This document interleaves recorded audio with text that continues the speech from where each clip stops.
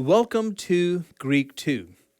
In this lecture, I'm going to extend the discussion regarding the verbal aspect. Keep in mind, verbal aspect has to do with the viewpoint of the verb. And I introduced you to the perfective aspect and the imperfective aspect. There's also the stative aspect, which is sort of controversial. We'll come to that later on when we talk about the perfect and the pluperfect tenses. Now, in the last lecture, I talked about the perfective aspect. The aorist tense always takes the perfective aspect. Remember perfective, the helicopter view that gives you the information in a summary fashion.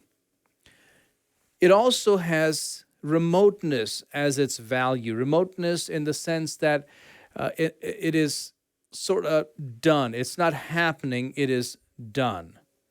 So, summary view, a bird's eye view, and that it's already accomplished. It is not happening right now. Contrary to perfective aspect is the imperfective aspect.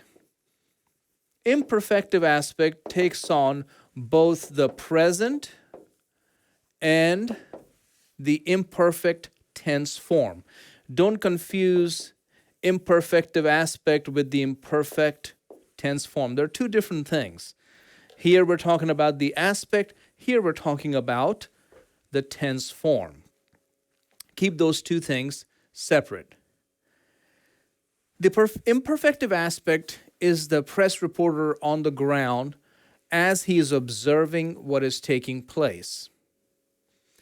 When it is a present tense form, it is happening right before him. Just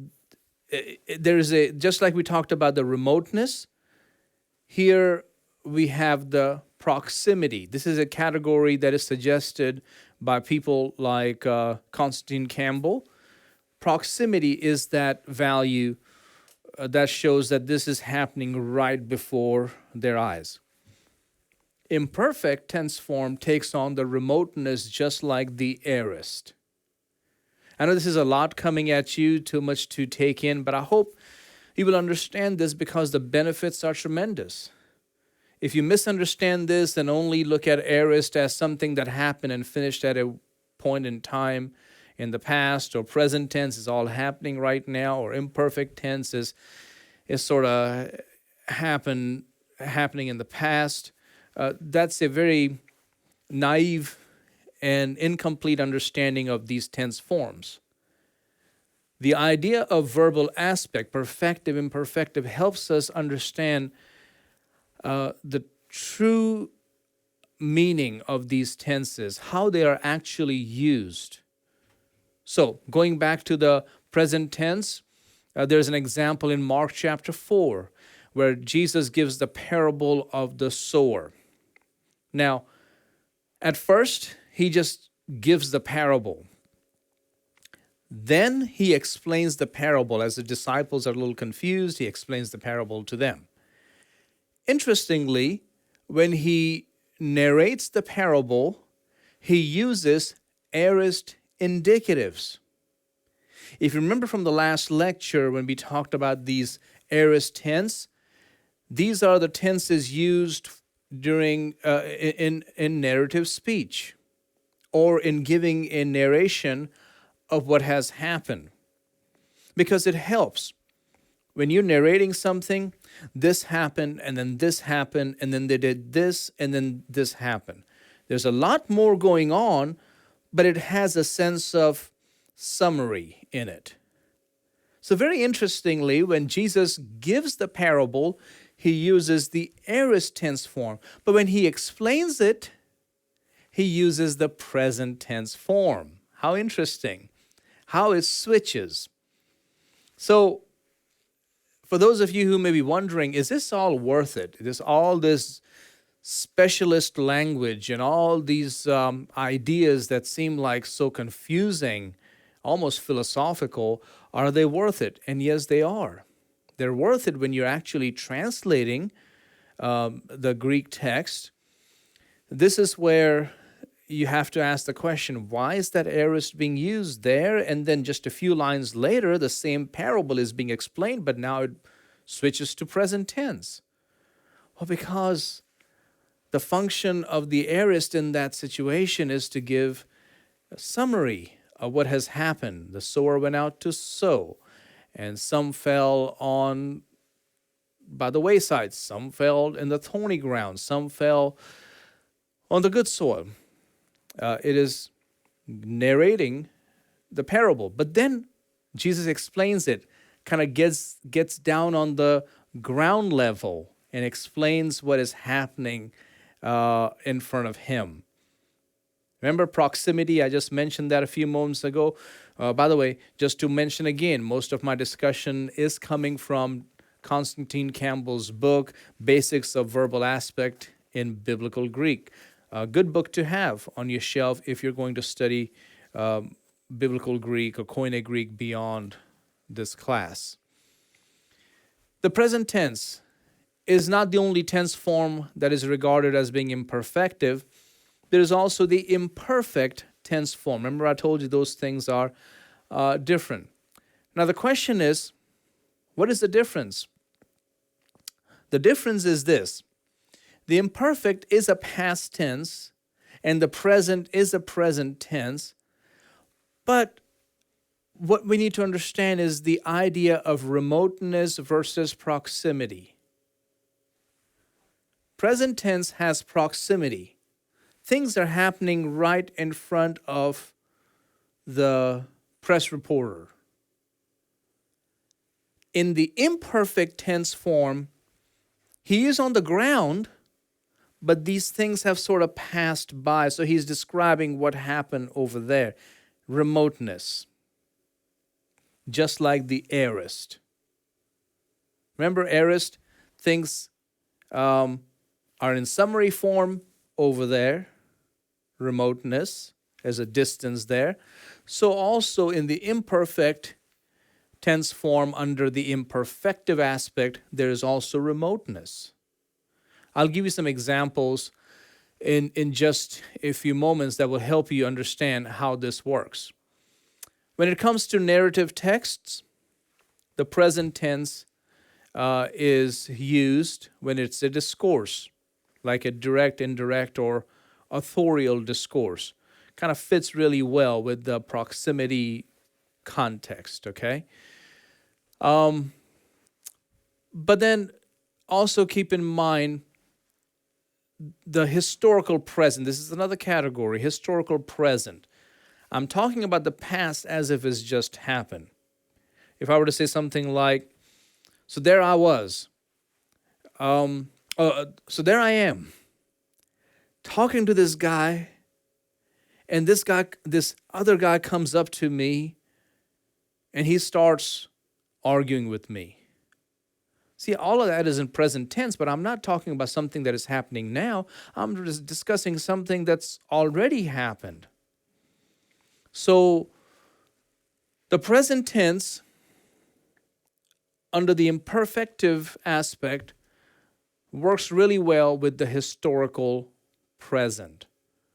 Now, there are two types of historical presence. And again, you don't have to remember all these things that I'm telling you, but hopefully it will whet your appetite to study more Greek beyond the first level class. The first group of lexemes that are used as historical presence are what they call the verbs of propulsion. Verbs of propulsions are verbs of coming and going, giving and taking, raising up and putting down, on and on. These are the verbs of propulsion. I'll give you an example in a second. The second group of lexemes that fall under this introduce discourse. These are verbs of speaking, thinking, writing, on and on. So here's an example from John chapter 8, verse 3 and 4. The scribes and the Pharisees brought a woman who had been caught in adultery, and placing her in the midst, they said to him, "Teacher, this woman has been caught in the act of adultery." Now, the verb agusin is a verb of repulsion. Agusin is a present. But if you noticed, the scribes and the Pharisees brought, if you know anything about English grammar, is a past tense. Why are we translating it as present tense? Why are we translating agusin as past? Because it is past. Literal translation would be the scribes and the Pharisees bring a woman who has been caught in adultery. But you see how jarring it is to read that? And placing her in the midst, they say to him. Now, it does make sense, but you can tell how hard it would be for people to understand the Bible if we translated the present as present. But once you understand that agusin is a verb of propulsion, it is, that historical present, it's introducing what's about to come. And then legusin, from Lego, remember? It's also a present, but it introduces a direct discourse that follows. So it's also given as a past tense. So translation-wise, it makes a big difference. How about the imperfect tense form? It is imperfective in aspect, but it has the spatial value of remoteness. Unlike the present tense, which is proximity, happening right there in front of you, sometimes used in narration, in direct discourse, indirect discourse, sometimes used in historical present, in propulsion, or introducing discourse. The imperfect tense form is always remote. What do you mean by always remote? It kind of is like the aorist that I mentioned to you. It is found in narrative proper rather than discourse. So it at times gives us what has already happened in the past, just like aorist does as well. Now, what is the difference between this one and this one? The aorist tense form and the imperfect tense form? While the aorist gives us the skeletal structure of narrative proper, like this happened, this happened, this happened, and this happened from the helicopter. The imperfect tends to provide supplemental information. It gives us more detail of what's happening, even though it is in the past, even though it is remote, because the reporter is on the ground level. He's able to see, and the man walked over there, and then he picked up this, and then he threw a rock, or the car turned down this road, and we saw the blinkers. So you see more information. From the top down, it would simply be the man threw, the car turned, but the imperfect tense form gives us more information. It describes, it explains, it provides background. It's sort of, as Dr. Campbell says, it puts flesh on the skeleton. So much that is there, isn't it? When we get down to truly understanding biblical Greek. So before we start talking about perfect and pluperfect, I wanted to cover this category of aspect really well, because this is where a lot of times people have an outdated understanding of this category, or they've never discussed this, or they use these tense forms as just the English past, present, future. And as I also mentioned to you, even in English, we have aspect. But when you understand it, that's when things make more sense, when you're translating the Bible. Now, when you're translating Dr. Black's exercises, just like any other introductory grammar exercises, these things will not be as significant because they don't have a context. It is simply a statement that Dr. Black has created to help you master that chapter. But when you study the Bible, it's not just statements randomly put together with examples of various aspects of that grammar or that grammatical category. No, the Bible has context, it has genres, it has movement, it has purpose. And so this is where students typically get discouraged because exercises, A plus. Actual translation of the Greek New Testament, Gospels, letters, apocalyptic literature, and they're like, I don't understand. This is a present. It should be a present. Why is it? Why is the NIV or the NKJV or the CSB translating as a past? How can they make that decision? It seems so arbitrary. Not if you have gone through a lecture like this. That's when you go, no, wait, this is an aspect situation going on. Oh, so even though it's present, I have to translate it as a past. Even though it is aorist, I don't just say it's happened, completed in the past, done. No, it has a different feel for it. It's a summary view.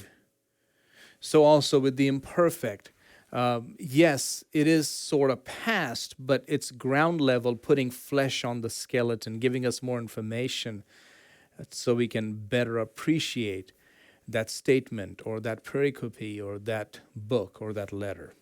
So hopefully this will help you. In the next lecture, we're going to focus on the perfect and the pluperfect in connection with aspect. How do they work? And then we will go into the details of the conjugation of the perfect and the pluperfect.